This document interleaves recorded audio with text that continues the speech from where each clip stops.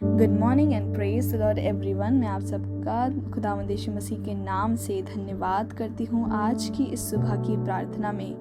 और मैं आप सबका धन्यवाद करती हूँ और बहुत खुशी से इस नए हफ्ते को फिर से शुरू करना चाहूँगी खुद बाप के दिए गए वचनों के साथ। और आज का वचन लिया गया है नीति वचन की पुस्तक उसके 23वें बाब और उसकी 15वीं आयत से।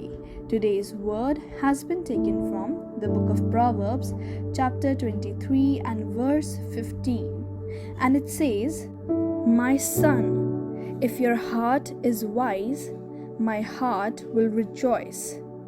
Indeed, I myself."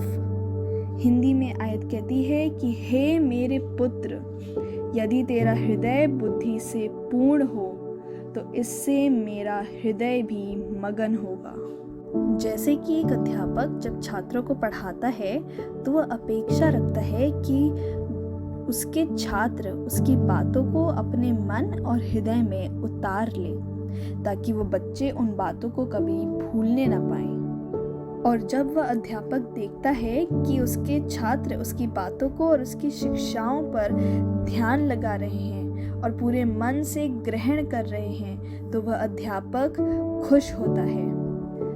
वैसे ही सुलेमान भी हमसे कहते हैं कि जब हम उनके लिखे गए बुद्धि की बातों को अपने अंदर बैठाते हैं तो वो भी हमसे प्रसन्न होते हैं, उसी अध्यापक की तरह जो अपने छात्रों से प्रसन्न होता है।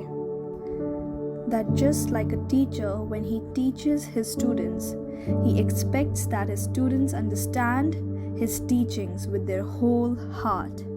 And when he sees that his children are listening to his teachings attentively, then that teacher feels happy.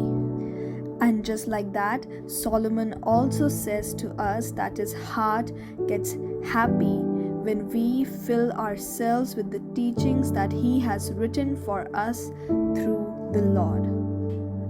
खुदा के लोगों, जब सुलेमान हमसे कहते हैं कि उनका हृदय मगन होता है जब हम अपने हृदय को बुद्धि से पूर्ण करते हैं, तो सोचिए कि खुदा बाप हमसे कितना खुश होते होंगे जब हम उनके बताए रास्तों पर चलते हैं। अपने आप को कभी मत रोकिए शिक्षा प्राप्त करने से।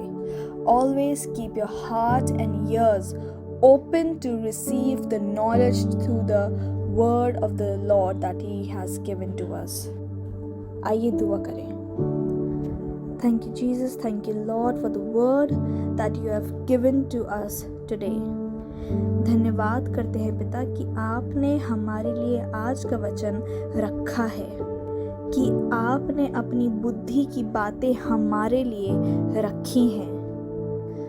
क्योंकि अगर हम इस दुनिया में अपनी बुद्धि के हिसाब से चलेंगे तो शायद हम कभी चल ही ना पाए, पर अगर हम अपने आप को आपकी बुद्धि से परिपूर्ण करते हैं तो हम हर परिस्थिति का सामना कर सकते हैं। हम भी चाहते हैं पिता कि आप हमसे खुश हों, इसलिए हम आपके वचन को पूरे दिल से ग्रहण करते हैं और सब बातों का धन्यवाद करते हैं।